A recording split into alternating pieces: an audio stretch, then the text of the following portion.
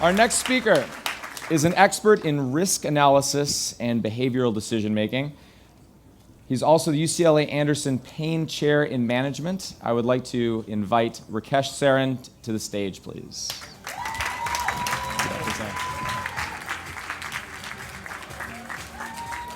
All right. Okay, I'm going to, statistics professor, right? So I'm going to take a poll. How many of you want to be happier? Show of hands. All right, okay. But I'm going to use an equation to do that. Now, how many of you want to stay?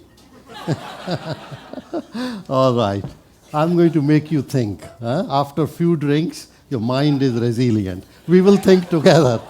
Okay, we will have fun. Okay, the fundamental equation of happiness is reality minus expectations. So let me talk to you a little bit about that. Now, in Olympics, did you know that bronze medalists are happier than silver medalists? How many knew that? Yeah, some knew that. Okay. And the reason is that silver medalists regret missing the gold, and bronze medalists are happy to win any medal at all. So the reality of silver medalists is clearly higher, but because of expectations, they don't feel as happy, and bronze medalists do. So if happiness depended only on reality, we all in this room will be amazingly happy. Because compared to our ancestors, we have so many more things: running water, electricity, cars, and so on. But we get accustomed to those privileges. So the equation is very simple, that happiness is relative, but it is grounded in very sound empirical evidence. So now as we improve our reality, buy a new car, buy a house, or whatever, what happens is expectations also shift. So we are happy for a while, but now expectations catch up with reality. So this has created a paradox in this field, the puzzle of happiness, treadmill effect, all kinds of names for it. And in fact, one scholar said, trying to be happier is futile, like trying to be taller. So they equate happiness as something that you cannot do much about. But this is a gloomy picture. But I'm going to show you the bright side of this equation. And I'm going to show you 3 strategies that you can use this equation and become happier.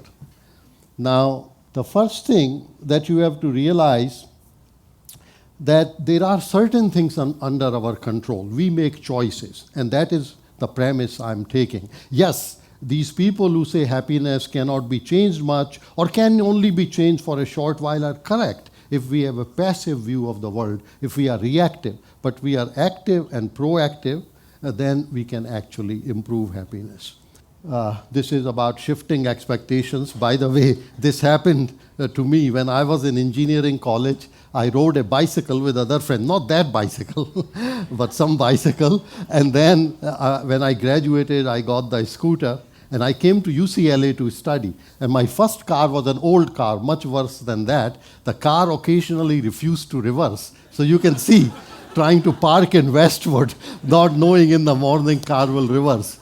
But my girlfriend then is now my wife. This is over 30 years, right? So the secret of happiness is get a car that doesn't reverse. Okay, now I have a better car, but again, I don't compare it with the bicycle. I have gotten accustomed to it. So this equation does make sense, which is that happiness is reality minus shifting expectation.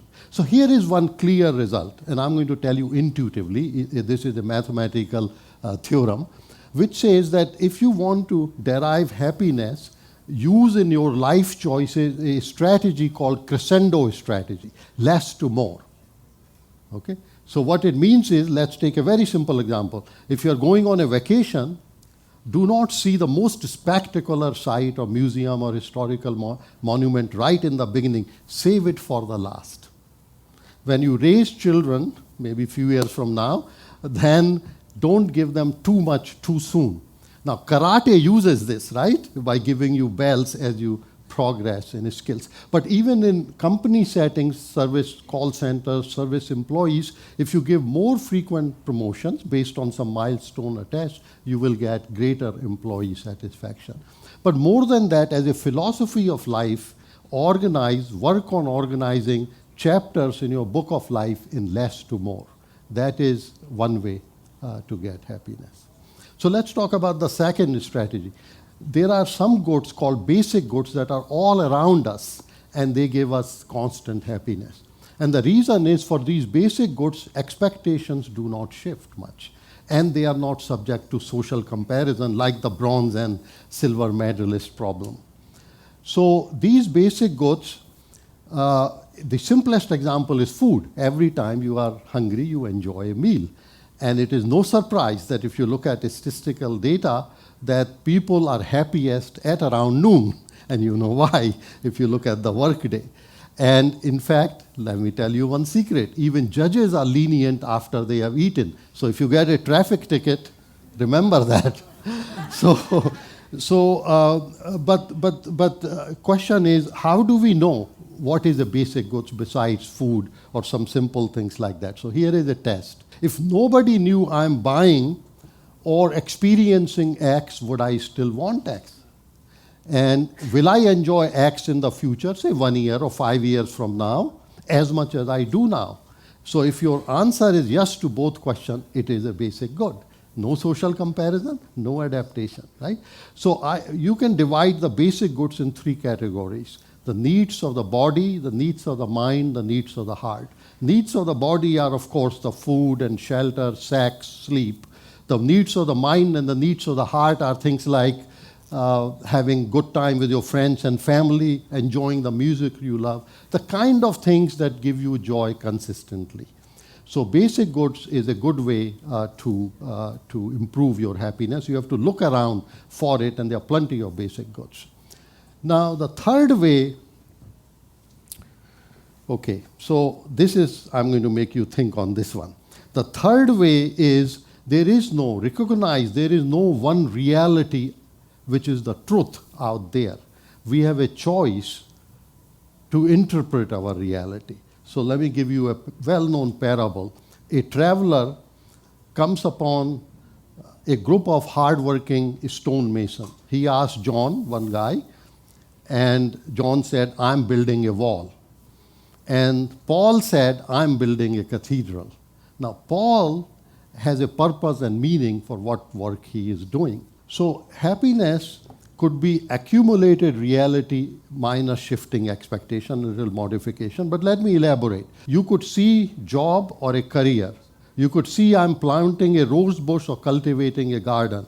You can see I'm taking care of children, which, by the way, you will find out soon, is quite stressful. I had 2 children. I know that, right, Allison? It's quite stressful. Or I'm raising a family. So when you see things in a cumulative way, your efforts and activities are not disconnected.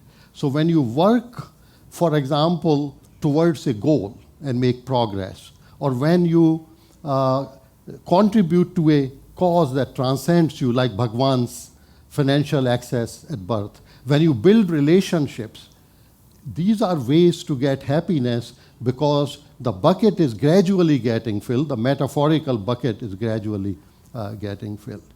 So when I started this talk, I said that happiness has very little chance to blossom if expectation catch up with reality. But there is something amazing that happens with cumulative good. Again, a mathematical theorem, but I'll show you in an intuitive way. With cumulative good, if you have the broader perspective, you are seeing the meaning in what you are doing, the reality and expectation, they become parallel lines, and they both increase, always leaving a space of happiness between them. So the control lever for extracting happiness out of the equation is in your hands. Thank you. Dr. Sarin, thank you so much. Can I ask you a couple questions? Sure. Great. Move just over here a little bit. Thank you. Dr. Sarin again, please, ladies and gentlemen. So thank you again.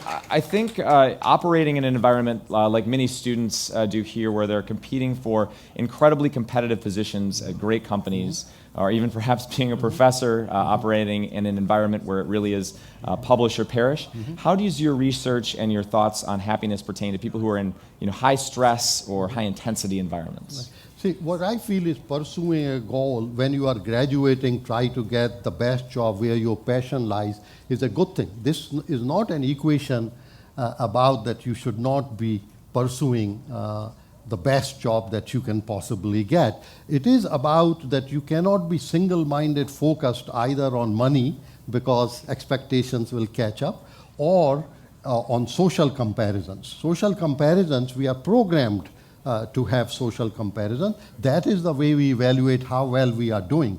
But we don't want to make it toxic. Philosopher Russell said it well. He said that if you want glory, you will envy Napoleon. But remember, Napoleon envied Caesar, and Caesar envied Alexander, and Alexander envied Hercules, who never existed. So this is a no-ending game. So I'm for a drive, but for the right reason, not what the other guy is doing. Am I doing better than the other guy? That could get too toxic. I think ambition is a fascinating topic along with that. Could you talk about how ambition actually plays into people's own happiness and their perception of their own sort of rate or ranking or self-view within the happiness space? So what I would say, ambition for the right reason increases happiness. Because, for example, the speaker before me, she's ambitious about Dream Act. And that is a good thing. But ambition just to pursue money, even money is okay if that's the kind of job you want. But simply because job A pays more money and job B I would really like to have, and I go for job A, yes, you will be happy in the short term, but I think you will be disappointed. It is amazing how fast we get adapted to whatever higher level of living standards that we can achieve. It doesn't feel so. They have shown that lottery winners, $1 million or more, within a year their happiness level goes back to the level they started with. And I tell you, even me, I feel like if I win $1 million, my life will be better off in spite of the research, because our mind does not let you accept the reality, that which is that when you go to the next stage, your expectation will very quickly catch up with you. Well, oddly enough, I'm going to wish you luck on not winning the lottery, I suppose. Yeah, Thank you very much, Dr. Sarin. Appreciate it. Thank you, sir.